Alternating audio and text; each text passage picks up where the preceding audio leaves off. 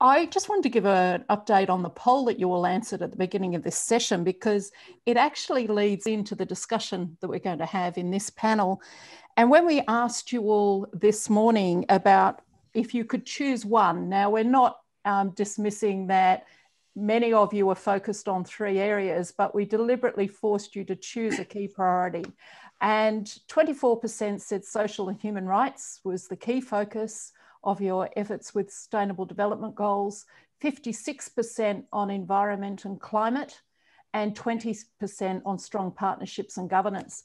And it's interesting because this morning I posted the results of the Australian university sector have been recognised. 4 of our universities have been recognised in the top 10 globally for their efforts on SDGs and embedding it in curriculum, but also their focus in their own research, which, if you think about our rankings overall on universities, that is quite amazing. But even more surprising was actually that when you looked at the individual SDGs, many of our universities are leading the world on a lot of the social and human right SDGs. And so what we're seeing is, as a country, there is a lot more momentum. And there's also been media reports in the last week of the investments that are being made to social issues and having social impact, and particularly on affordable housing, that many participants on the line are part of that as well. And so this panel is a very timely one because it goes to the heart of how we really need to do environmental and climate sustainability, but not at the cost of social and human rights. And so we've got a great facilitator for this panel, but I am biased because he is my co-chair of the Sustainable Finance Initiative, but he's very well credentialed. So introducing Simon as the Chief Executive Officer of RIA, an organisation with 350 investment organisation members jointly managing $9 trillion in assets globally, and where he works to elevate sustainability issues as core to investment risks and opportunities, and shifting of capital to support a more sustainable, equitable and prosperous world. Simon has operated at the intersection of economics, finance and sustainability for nearly 20 years and has international experience as an economic advisor, investment analyst and sustainability consultant across finance, corporate and not-for-profit sectors. Simon is active across our region and internationally is responsible investing and sustainable finance. And as I said, he is my co-chair at the Australian Sustainable Finance Initiative. He chairs the Global Sustainable Investment Alliance and is a member of the Aotearoa New Zealand National Advisory Board on Impact Investment. So I know we've got a few Kiwis on the line that will be pleased on your focus on that as well, Simon. But I'd love to hand over to you now to introduce your panel and lead this next important session. Thank you. Great, Jackie. Thank you and good morning, everyone. That was a very kind introduction. Thanks, Jackie. I've been really enjoying the discussion this morning and yesterday, and we've got a really big topic to take on in the next 45 minutes. One that's a critical piece to any discussion around sustainable finance. I want to just start by firstly acknowledging the country that I'm on today. I'm on the lands of the Wurundjeri people of the Kulin Nation down here in Melbourne. I just want to pay my respects to the elders past, present and emerging. And I think in the context of human rights, it's a really critical and relevant one for us in Australia and indeed any parts of the world to be acknowledging and thinking about First Peoples' rights. And it'll come up, no doubt, in today's discussion. We've got a great panel to unpack this. I'm going to see what we can do with this topic in 45 minutes. But I think what we want to try to do is not just talk about the focus that many of us immediately go to when we talk about human rights, which is risk and violation of human rights and how to avoid and manage that, but also look at the flip side of that is actually what is the finance sector's role in the fulfillment of human rights and driving higher states of well-being and flourishing for humans. And I think that's a really important sort of other side to human rights, that as a finance sector managing so much capital globally, the way we lend, we insure, we invest, has an impact every day on the rights of humans and their ability to live strong lives, flourishing lives. So for me, before I introduce our panelists, it kind of helped me just to go right back to the beginnings of human rights and actually look at the UN Declaration on Human Rights that was written at the end of World War II in 1948, and kind of in its preamble sets out some nice foundations for us when we come to this conversation. It refers to itself as a common standard for all peoples with inherent dignity and of the equal and inalienable rights of all people as the foundation of freedom, justice, and peace in the world. And then it talks in really plain language for us to understand what those freedoms are: the freedoms of speech, the freedoms of beliefs, the freedom from fear, and the freedom from want, as the highest aspiration of the common people. And I think that's a really useful foundation for us as we enter this conversation. And so much of that links across to the SDGs that we've heard about and talked about so much today. And I say that because much of the work that has progressed around Australia and globally in the areas of sustainable finance, and in particular through the ASFI process as well, is really how we anchor the work we're doing on the international conventions, and then the role of finance in helping to drive and deliver the objectives of those international conventions. And we know very well that very few of those can be achieved without that alignment from finance. So we're going to unpack that today with our panelists, and I'm really pleased to welcome joining me today. We've got a great expert panel here that are going to bring quite a few different flavours to the conversation. Richard Brandweiner, who's the Chief Executive Officer of Pendal Australia. Welcome, Richard. A long experience across finance, a really deep expertise also in impact investing through his role on the National Advisory Board for Australia. And a really great perspective from his previous roles as across superannuation funds management as well. We have Sally McCutchan as well, who is an Executive Director of Impact Investing Australia, and as well is involved really deeply in the impact investing space here and globally. And I think will bring a really nice additional perspective to this human rights discussion too. And then I'm really feel privileged to have Georg Kell with us here today as well, from some ungodly hour on the other side of the planet. Georg, welcome. And thank you for joining us. Georg is the chair of Arabesque. And really importantly to this conversation, in addition to that, is his long experience within the UN and through the establishment of the UN Global Compact and a number of other UN-led initiatives that have direct relevance to our sustainable finance conversation today. So thank you all for joining us. I wanted to start by kind of grounding this because I think for many of us in the audience, when we think of human rights, all of a sudden our mind goes to our particular area of human rights. You know, within our membership, we see a lot of talk about modern slavery, First Nations people's rights, etc. But in this context that we're talking today, I just wanted to hear from each of you that right now, from where you sit, what are those most pertinent human rights issues that you're kind of alert to in the context within which you work? And maybe, Richard, if I can start with you to open up on that one. Sure, thanks, Simon. Good morning, everyone.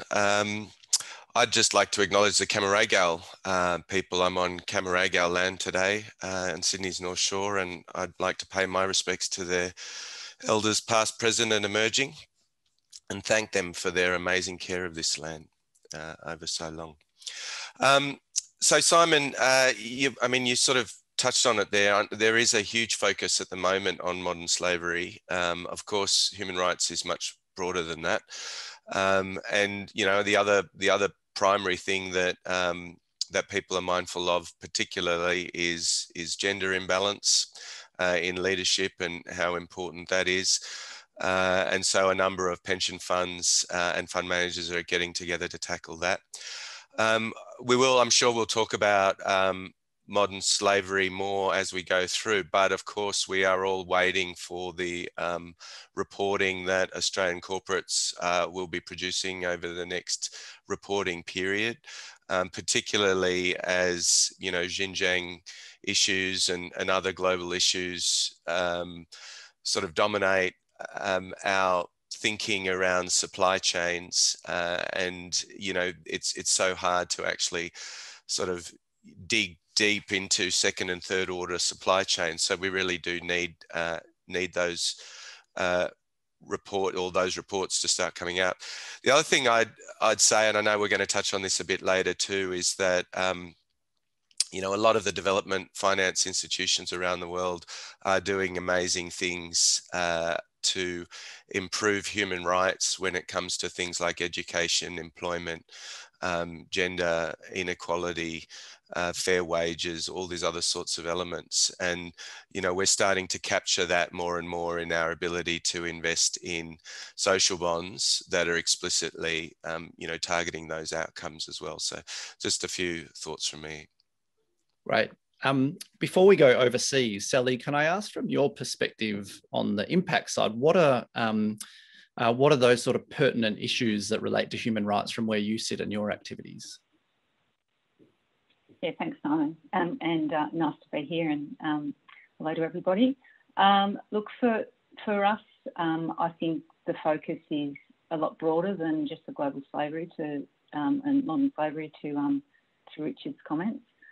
We really see, if you look across the bill that you alluded to, Simon, and the different covenants of that, I mean, we really look at, you know, the right to education, the right to mental health and wellbeing, the right to a decent standard of living, which encapsulates things in the Australian context like social and affordable housing. We look at the rights of people with disability, again, which goes to some of the developments in Australia around disability accommodation. And so for us, it's a much broader focus on what actually constitutes human rights. And to Richard's point about gender equality, and, you know, workplace health and safety and maternity leave issues and all those sort of employment factors, they also encapsulate the human rights factors. So it's a very, very broad area for us, and a lot of those things are encapsulated in the impact investing, some investments, but also in the way that we think about the roles of institutional investors and corporates. I might leave it there and let you ask. Thanks, Sally. So George, I'm really interested in this, from where you sit in the Northern Hemisphere and heading into summer as we're heading into the depths of winter. Like, how consistent are these themes globally, and what do you see as the most pertinent issues that are rising to the top in sort of global conversations around human rights? Just unmute yourself there. Sorry, George. Cheers. Can you hear me now? All right. It's almost bedtime here in New York. Simon, I was really delighted when you did the introduction. You reminded us about the origins of human rights from the Universal Declaration and the two sides of the human rights. One, do no harm, don't become complicit, and the other one, promote human rights, gender empowerment, inclusion, and so forth. And the Global Compact's two first principles are exactly framed accordingly. Not by coincidence. Now, if you ask me what is really changing and what is relevant today, I would say two trends really stand out. One is, in a number of jurisdictions, primarily in Europe, but presumably soon elsewhere too, human rights due diligence is becoming mandatory, meaning investors have to learn how to deal with human rights. They have to ask questions now that they're used to ask on climate change, for example, TCFD, very similar, asking, do companies who have invested in have a policy? Are the policies actually implemented? Do they have the capacity to assess risks? How big are the risks? And what kind of mitigation efforts are put in place? And that trend is coming from soft to hard in some jurisdictions. Actually, it happened already in the country where I happened to be born, in Germany. They just adopted a new law, which makes corporates very nervous these days, because corporates now are obliged to demonstrate that they have due diligence done when they invest abroad. And so supply chain issues all of a sudden become highly, highly relevant. That's one mega trend that is going on, which, by the way, is fully reflected in the ESG evolution, environmental social governance investing, a term that PRI predecessor coined, also under the Global Compact.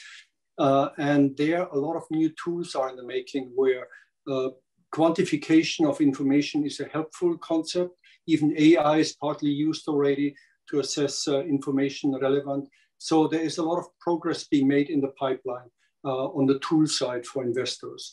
The other big trend, I would say, and that's a really big mega trend that affects all countries, including this beautiful country down under, Australia, is the political dimension. We should not be naive, and some advocates may make now some enemies here or there. And John Ruggie, if he were to listen now, he would probably agree, but he would also have a counterpoint. The fact that we have now geostrategic rivalry and that we have de facto abandoned a multilateral mindset, by and large, means that human rights are also becoming politicized. They're partly weaponized, to put it bluntly. That's an exaggeration, which feeds into the compliance, regulatory, law-based concept partly, but which also threatens to undo some of the universality notion behind human rights. That's what I'm really concerned about, because we interpret human rights violations now through a political lens rather than through a universality humanitarian lens.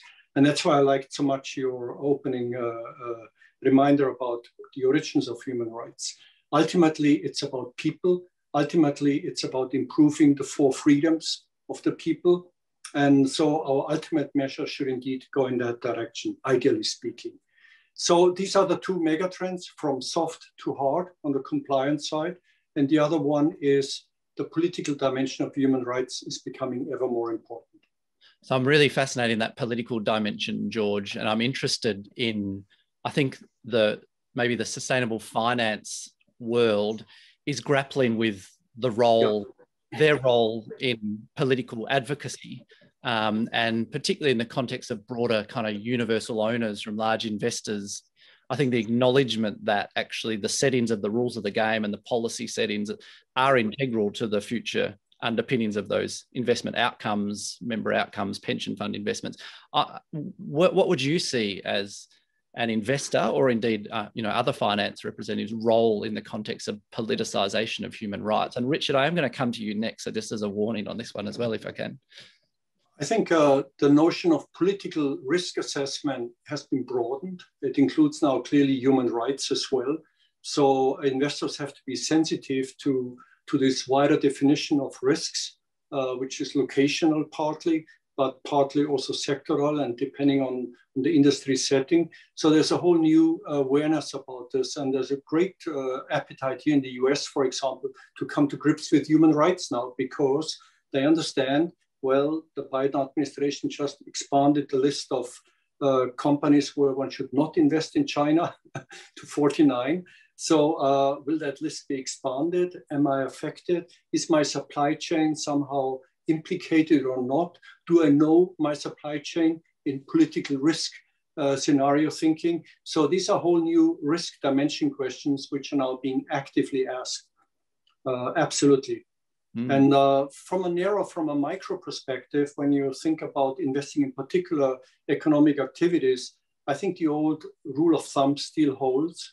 Where you exercise control, you should make sure that your internal performance stands up to the highest standard, meaning you have due diligence in place.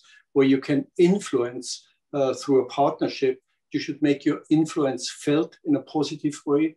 And the softest version, obviously, is inspire. And as political winds today go, there's very little space for inspiration. But we shouldn't give up on it, I would argue.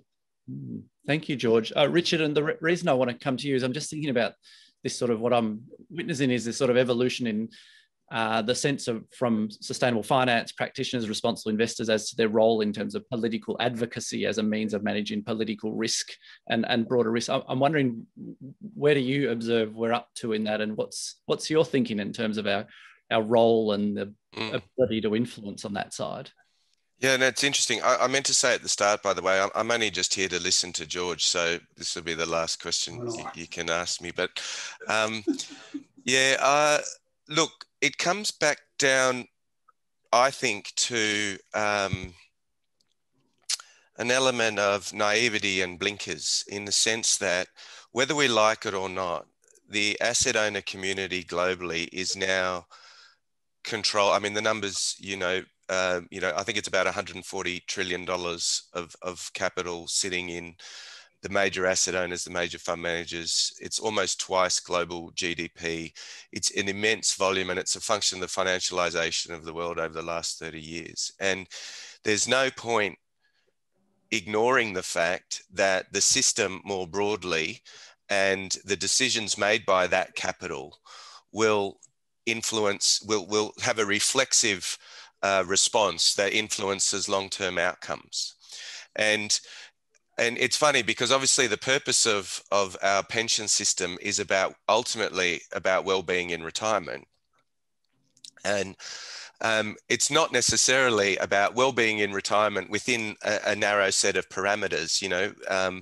And by virtue of the power and the influence that volume of capital has, I believe it does come with some responsibility around advocacy in order to actually, you know, play a role.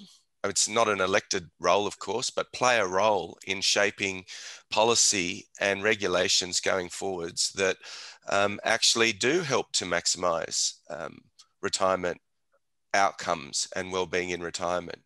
And the reality is that, you know, these are the people with their finger on the sell trigger of bonds and equities in companies, and so they have immense power and influence, and they have to have a seat at the table as one of the many players trying to influence the regulatory environment going forwards.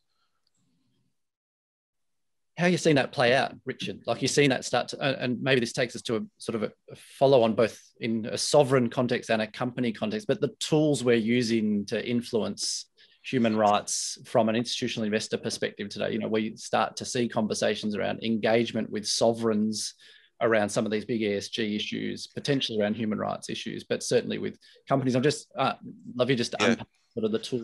Well, look, I think engagement with sovereigns is still, you know, some time off. Although, you know, you could probably imagine that it's not that far off, actually, given the. And in fact, I'm sure there's a lot of engagement at the private equity level and, you know, the BlackRock level and some of the big pension funds as well. So actually, I don't think it's that far off at all. But of course, the main power and influence is at the corporate level. And you know, that's playing out in very real ways. But, you know, I mean, you look at, say, GPIF in Japan, which is, you know, the world's largest pension fund. It is a universal owner in Japan. It owns most of Japan. That's an exaggeration, of course. But I would imagine that its relationship with, you know, policymakers there is actually sort of profoundly important. So I think the answer to your question is, Simon, it's probably not something that gets discussed very often. I'm sure there's a lot of evidence of it. You can see a bit of pushback, interestingly enough, from the Australian government on proxy voting at the moment, which is interesting, which shows that you know, both parties are well aware of each other's role in the system, and I think you know, that dialogue's got to get more and more important over time. Thanks, Richard. Yes, sorry, this is such a fascinating track to go down. I'm going to pull us back a little bit. I heard earlier, and where we're is around this sort of move towards more mandated and compliance-driven standards. I was interested in this because I think we're still grappling with the frameworks and the tools and the indicators that underpin mandated compliance and reporting measures. And Sally, I know this is sort of an area that overlaps a lot with the impact community, who are really trying to put some rigor and standards around some of those. So maybe I'd be interested to hear your view on how we're going in that ability to measure outcomes, impacts, because it's so fundamental to us tracking progress. Yeah, so thanks, Simon. So it is an area that's taken a lot of time with the impact community, and I think there's two projects that are really interesting in that space at the moment. One is something that the GSG is working on with Harvard Business School and the Impact Management Project, which is called Impact Weighted Accounts. And they look at what they're trying to do is get to a recalibrated profit number based on different factors, including environment, employment, which encapsulates human rights and factors, and also products. So essentially, if you just take the employment category as an example, what they're looking at there is things like, are the corporates paying a living wage? Are they looking at gender diversity in terms of their makeup?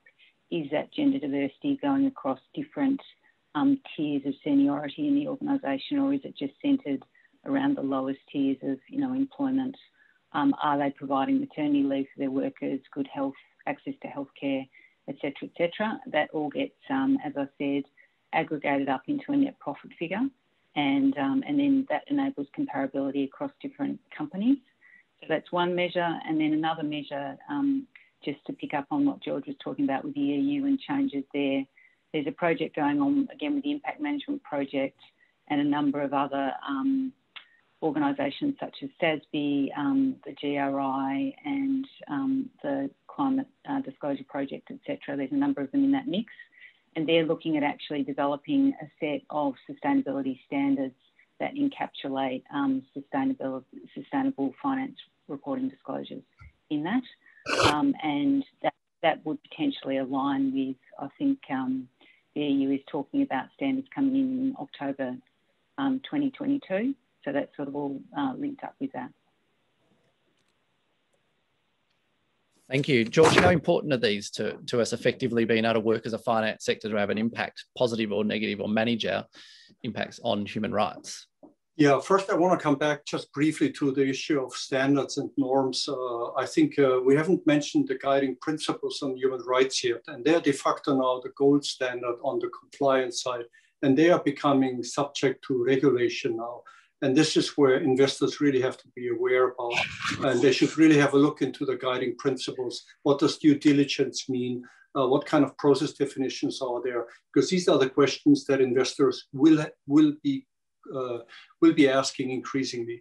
The other big trend is indeed the regulatory. It's becoming law de facto. So it's no longer just the reputational risk that is at stake, but it's also legal risks on top of the bigger political investment divestment notion risk.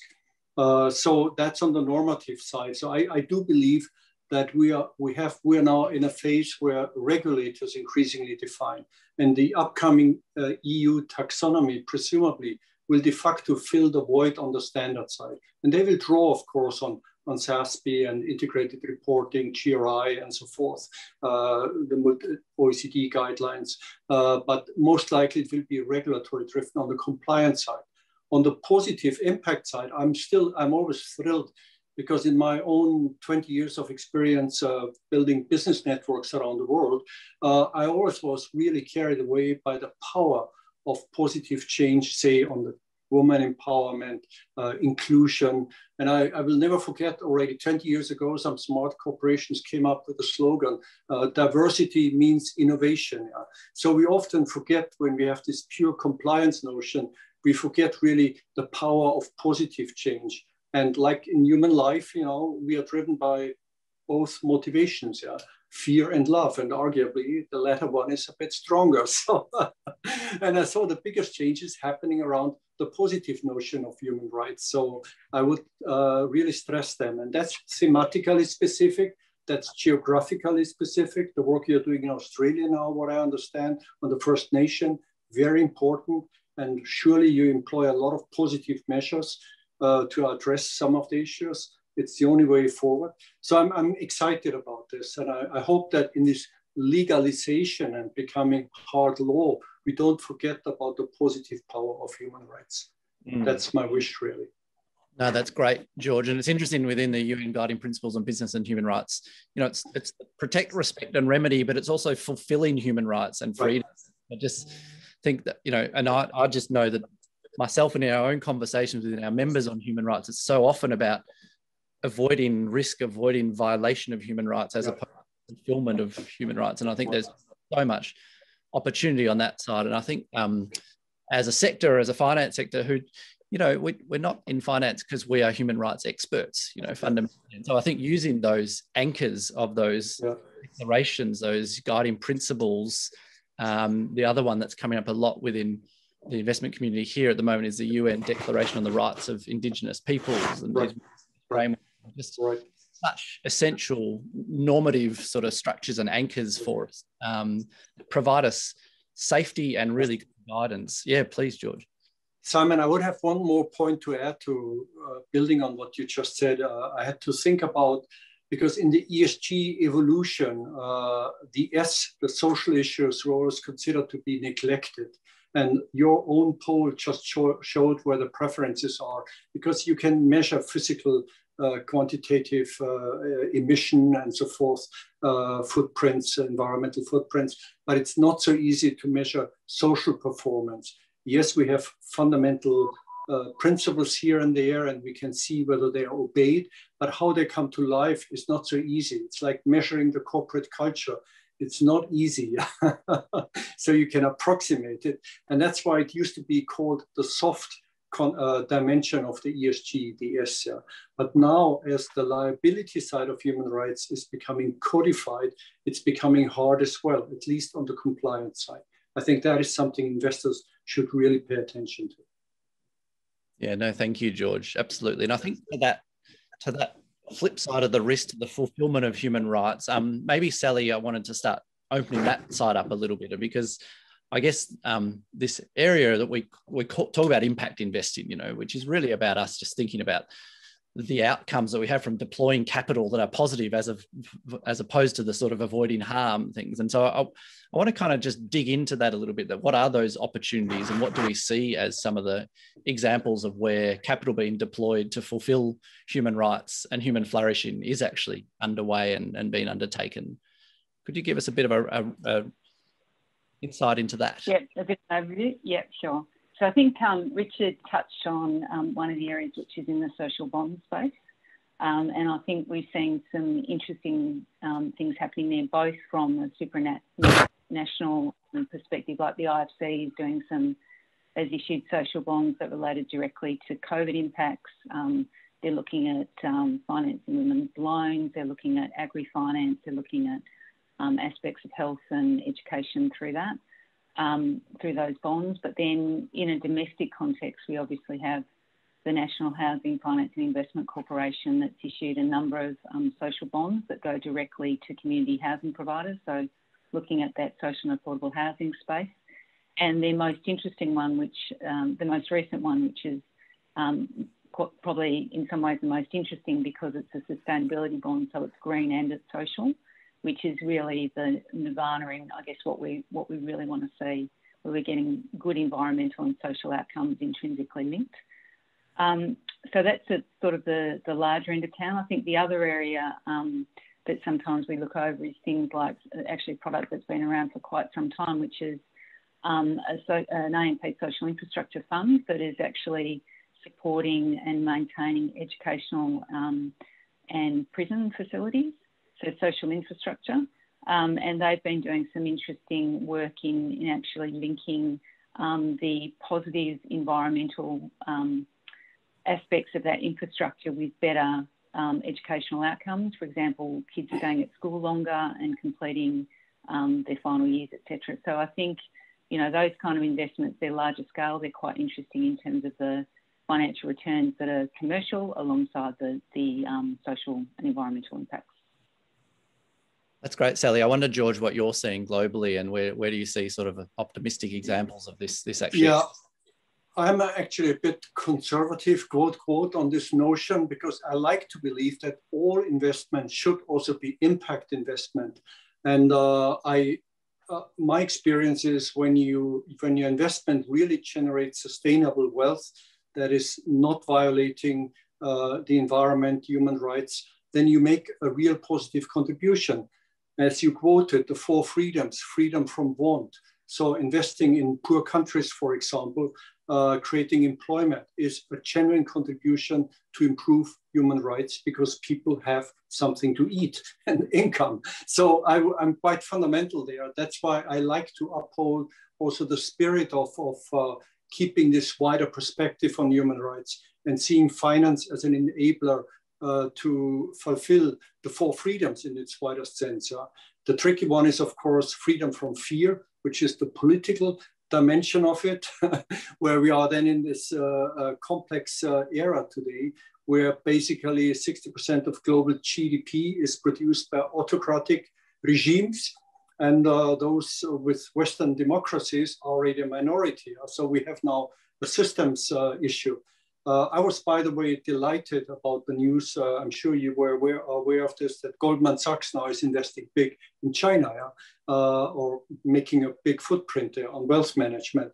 To me, this is a long-term signal that economic interdependence remains an important component of the global economy. So we do not go into a hardcore clash, so to speak, but we maintain an economic interdependence.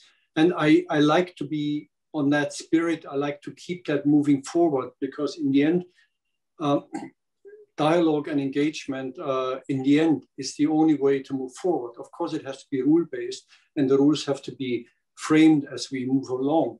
And sometimes there has to be a reset.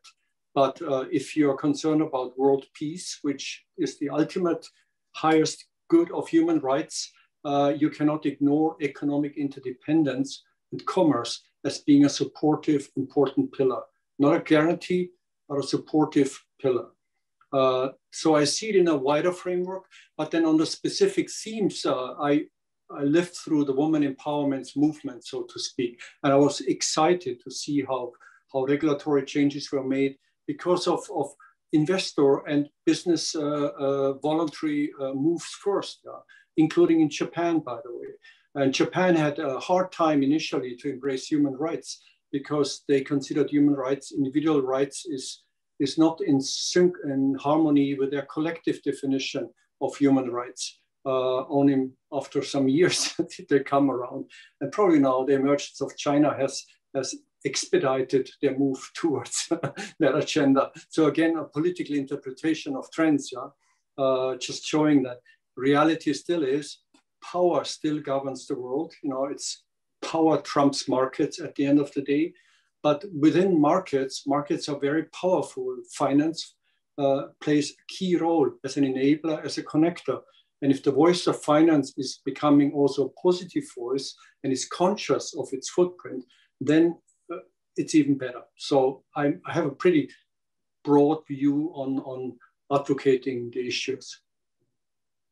That's great. No, I think some of the things you said in that response sort of rang quite true. And I know, Richard, I'm interested in your view here on sort of the broader role of, I think we addressed it a little bit earlier, the broader role of impact or positive outcomes of finance. But it's a question's come up also that I think is kind of worth answering in that context is, and it's always worth reiterating, is there a disconnect between the investors' need to maximise return while at the same time arguing companies should not focus on maximising return to shareholders and recognising their broader role? Like, do we still have a tension there, I guess, in terms of do investors need to philosophically change their view so that the questions go, so the focus on getting on an acceptable return? I guess there's this tension, right, in terms of, are we just arguing that all of a sudden our goal is to fulfil the Declaration of Human Rights, or is this actually entirely aligned with what our goal is in terms of what our clients are expecting from us? So there's a whole area to open up there, Richard, but I love your current it's interesting because the legislation is, of course,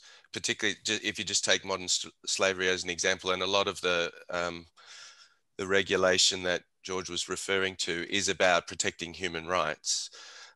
You can obviously look at it through a investment lens to say this is about de-risking because of the impact of regulatory risk.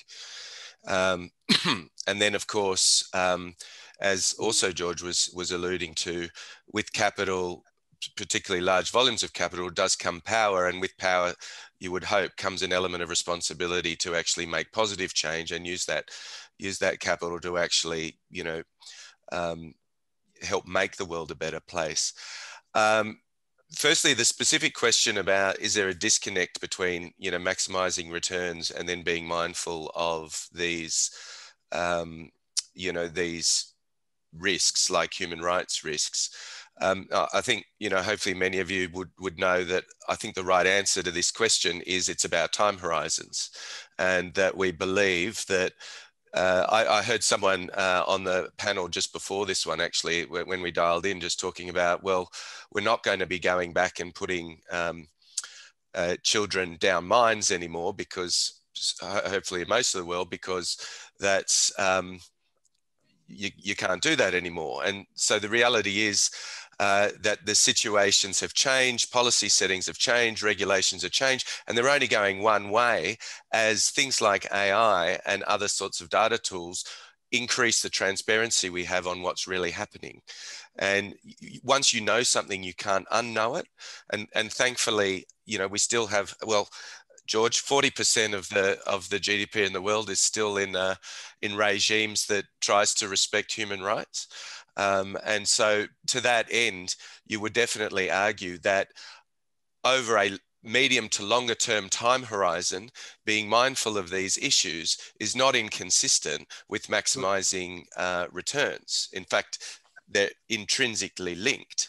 And in fact, one of my favorite sayings that a friend of mine wrote a little while ago is that past performance is no guarantee of past performance. And what he was trying to say was that the returns that we've had in the past are not reflective of these externalities being properly priced into earnings, which they will be in the future. There's almost a distorted view of what the returns were in the past than what we can expect going forwards. They'll be different. Anyway, now the question that was asked definitely is right, that there is some time horizon problems. You know, that we have an increasingly short-termist value chain through the investment ecosystem because of multiple levels of agency risk, which is a problem for that.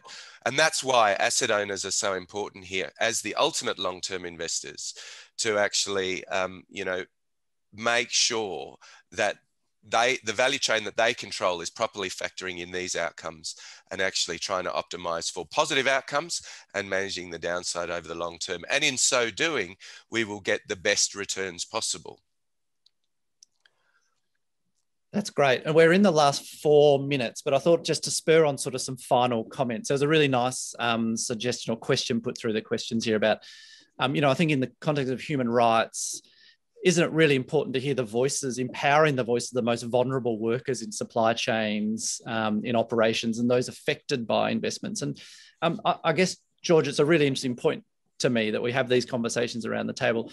Do we see that occurring? I mean, it's, you know, and is that part of the solution for us to actually, if we're ever going to achieve these goals of around the human rights fulfillment that we're talking about? And maybe if I can lead that as a lead in for your final sort of reflections for the session as well.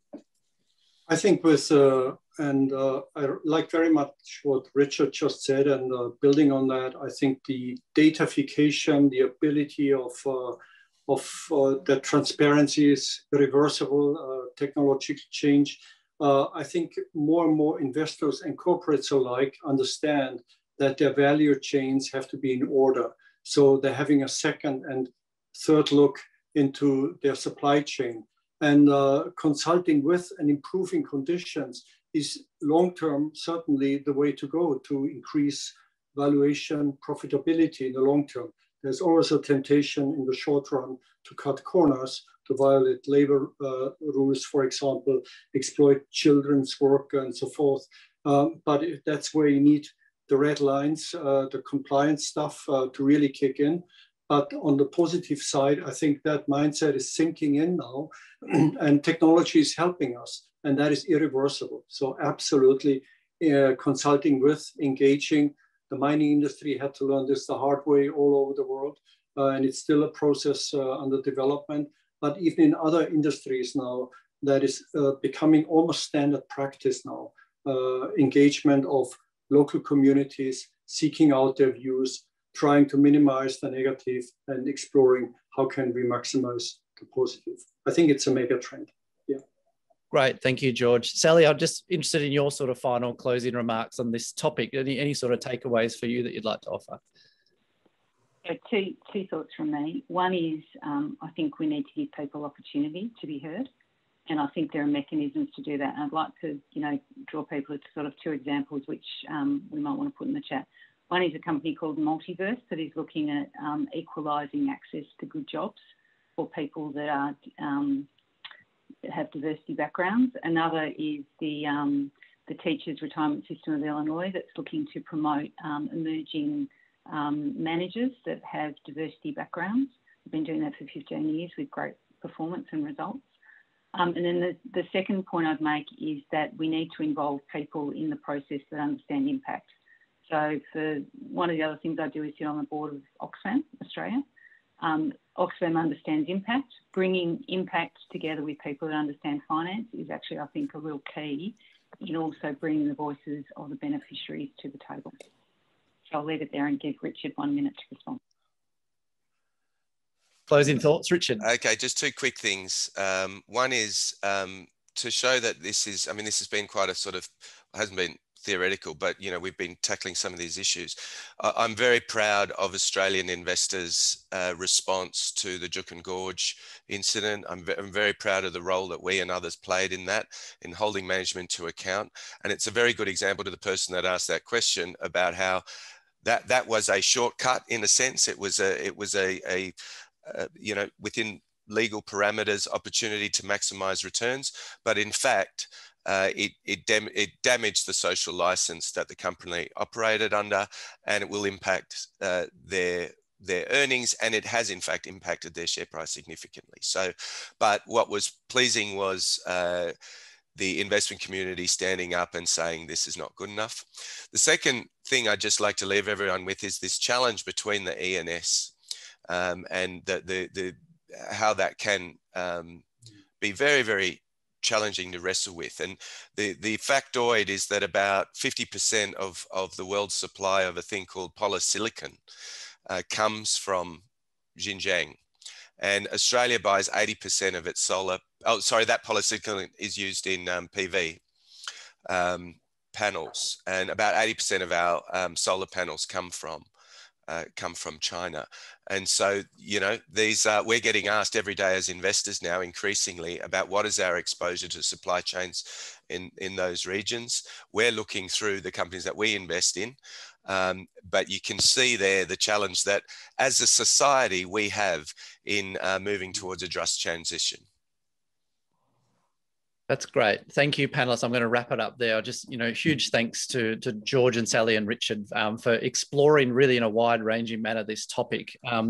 But, you know, really takeaways, politicization is something we need to be aware of and start grappling with around human rights issues, and we have a role in that. You know, there's broader demands on the sphere of influence and the obligations we have as investors in terms of human rights.